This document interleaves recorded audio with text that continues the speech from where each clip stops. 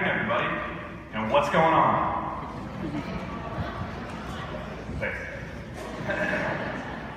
When I heard that these graduation speeches would be due in just a few days, I did the natural thing for any experienced high school senior like myself. I put it off for a few days. I begged everybody within earshot for help or to just do it for me. And then I finished it late at night, just before it was due. And as I was trying to find a good focus for the speech, I noticed a really disturbing trend among all the advice my esteemed peers and mentors were giving me. All of it was useless. Now, don't get me wrong, it wasn't bad advice per se. It just wasn't the right advice for me.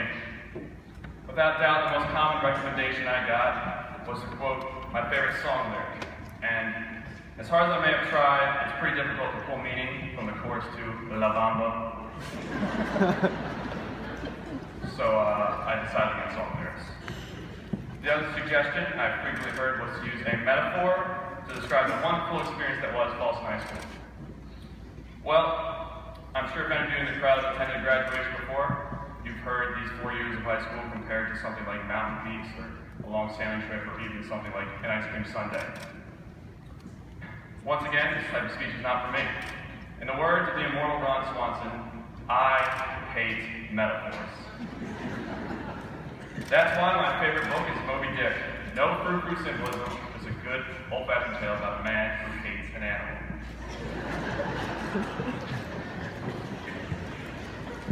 And of course, the only reason I quote the all-time greatest fictional Parks Department director of the city of Pawnee is because I'm pretty sure his speech is not legally a graduation speech without a quote from a pop culture icon inside. Anyways, back to my enchanting tale of brainstorming up this speech you hear. Fed up with the type of help I was getting, I decided to write my speech by doing the thing I can do best: complain. So I started writing down all the bad advice I'd gotten, and right there in accident, I found myself a theme. I realized that I was trying to do what other people were saying I should or shouldn't do, rather than what I wanted to do. I realized that I was allowing other people to dictate my thoughts and actions. My work was suffering as a result. When was the last time you ever heard of rich or famous people who got there because they did what other people told them to do? Could you imagine what life would be like if Steve Jobs had gotten a safe desk job or developed boring vaping software instead of ignoring the status quo and revolutionizing the world with Apple computers and the iPhone like he did?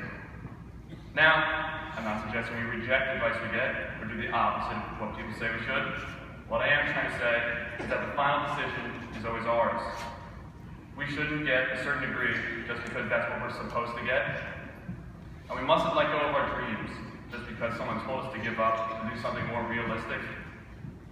So what if we do something wrong? So what if it turns out everybody else is right? So what if we should have followed their advice the whole time? Then we fail. That's simple. We get back up, we make a note, we don't make the same mistake again. The only way to truly succeed is to fail, frequently and hard. So if the only reason we have to not do something is because other people claim that we risk failing, then we might as well just do it. As long as we don't let anybody else determine our path, the possibilities for our futures are endless. After 12 years of education, we are now ready to explore these possibilities on our own. So let's not make the decisions we're supposed to make, or the decisions other people tell us to make. Let's make the decisions that we want to make. If we do that, our lives will be all the better as a result. Congratulations, Folsom High School class of 2016. Live long and prosper.